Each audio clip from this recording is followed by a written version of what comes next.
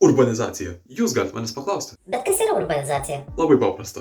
Urbanizacija tai yra miestų ir jų gyventojų skaičiaus augimas. Taip pat tai gali būti miesto gyvenimo būdo plitimas į artimas arba tolimesnės vietovės, miestų vaidmens visuomenės gyvenime didėjimas arba gyvenviečių formų įvairovių paplitimas. Galime išskirti 4 pagrindinės urbanizacijos rūšis. Visų pirma, tai yra demografinė urbanizacija. Tai yra žmonių migracija iš kaimo į miestą, jų kaupimasis miestuose ir nuolatinis santykinis miestiečių daugėjimas. Antroje vietoje mes turim teritorinę urbanizaciją. Tai yra miesto plotų didėjimas, naujų miestų ir miesto tipo gyvenviečių kūrimasis. Toliau mes turime ekonominę urbanizaciją. Šis tipas yra apibūdinamas kaip žmonių, dirbančių agrariniam sektoriui mažėjimas. Taip pat kaimiečių persiorientavimas į miestietiškas profesijas. Ir galų gale mes turim socialinę urbanizaciją, kai kaimo gyventojai perima miestietišką gyvenimo būdą.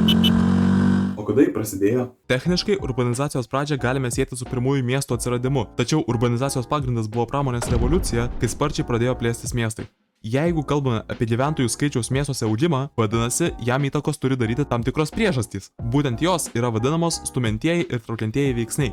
Kaip pavadinimai ir nurodo, stumiantieji veiksniai tai yra priežastys, kurios išstumia gyventojus iš tam tikros gyvenvietės dėl tam tikrų paslaugų trūkumo, o traukiantieji veiksniai yra priežastys, kurios pritraukia gyventojus į tam tikrą gyvenvietę dėl to, kad toj gyvenvietėje yra tam tikros paslaugos. Stumiantieji ir traukiantieji veiksniai yra vienas kito priešingybės. Pavyzdžiui, stumiantysis veiksnys būtų nepakankamai darbo vietų, traukiantysis veiksnys būtų platus darbo vietų pasirinkimas. Kitas pavyzdys būtų nepakankamai išvystyta transporto infrastruktūra. Atvirkštinis veiksnys būtų puikia transporto infrastruktūra. Švietimo trūkumas, laisvos mokyklų vietos, neišvystyta medicinos priežiūra, medikai, kurie pasiruošia priimti jūs kiekvieną minutę, mažos pajamos, didelės pajamos. Sąrašas gali tęstis ir tęstis. Esmė yra ta, kad abu šios faktorius galima vartyti vieną priešais kitą aukštyn kojom. Tačiau urbanizacija nėra vienintelis su gyventojais ir miestais susijęs veiksnys. Ji turi daug dukterinių procesų. Svarbiausias jų yra vadinamas suburbanizacija. Tai yra procesas, kai gyventojai keliasi iš miestų į priemiesčius. Tam įtakos turi daug veiksnių. Didelis triukšmas ir oro užterštumas stumia gyventojus iš miesto centro į priemiesčius. Taip pat žemės kainos miesto pakraštyje yra mažesnės nei centre, tad vidutinės pajamas gaunantys žmonės čia gali įsigyti nuosavą namą.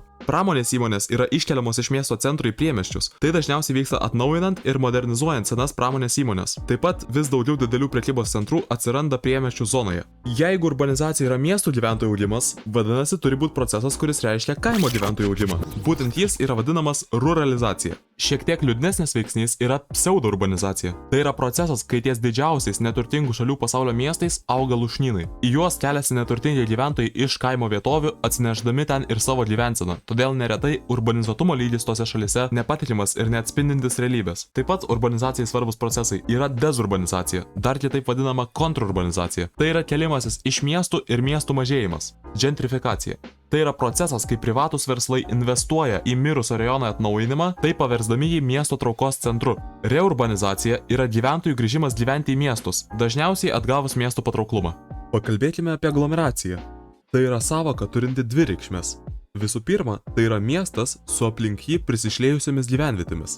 Tai vyksta tuomet, kai miestas auga ir šalia miesto esančios gyvenvietės tampa jo dalimi. Antra aglomeracijos reikšmė yra pats plėtimosi ir gyvenviečių prisijungimo procesas. Labai svarbu yra nesupainioti urbanizacijos lygio ir urbanizacijos augimo tempo. Urbanizacijos lygis tai yra procentas, parodantis, kokia valstybės dalis yra urbanizuota. Urbanizacijos augimo tempas rodo, kokiu greičiu auga miestai ir kaip keičiasi urbanizacijos lygis per tam tikrą laikotarpį. Valstybės yra skirstomas į 3 urbanizacijos lygius. Aukštos urbanizacijos yra laikomos valstybės, kurių urbanizacijos lygis viršija 70%. Vidutinės, kai urbanizacijos lygis yra tarp 40 ir 70%. O žemos urbanizacijos valstybėse urbanizacijos lygis yra mažesnis nei 40%. Ekonomiškai stipriems regionams Europai, Šiaurės Amerikai ir Australijai yra būdingas aukštas urbanizacijos lygis. Čia jį prasidėjo anksčiausiai, bet pastaraisiais dešimtmečiais tempai sulėtėjo. Kai kuriuose Europos valstybėse miestiečių skaičius net pradėjo mažėti, vyksta intensyvi suburbanizacija. Ekonomiškai silpniausių regionų, tokių kaip Užsacharės Afrika, Pietų bei Pietryčių Azija, urbanizacijos lygis yra žemiausias ir kai kuriuose valstybėse nesiekia net 20%. Šiuose regionuose urbanizacija prasidėjo tik prieš kelis dešimtmečius, bet paskutiniu metu miestai čia auga itin sparčiai. Prognozuojama, kad po 20-30 metų šių valstybių miestuose gyvens daugiau kaip pusė visų gyventojų. Pastaraisiais dešimtmečiais didžiausi urbanizacijos tempai pasaulyje buvo Lotynų Amerikoje, kuri priklauso besivystantiems pasaulio regionams. Ypač sparčiai miestai augo Pietų Amerikoje.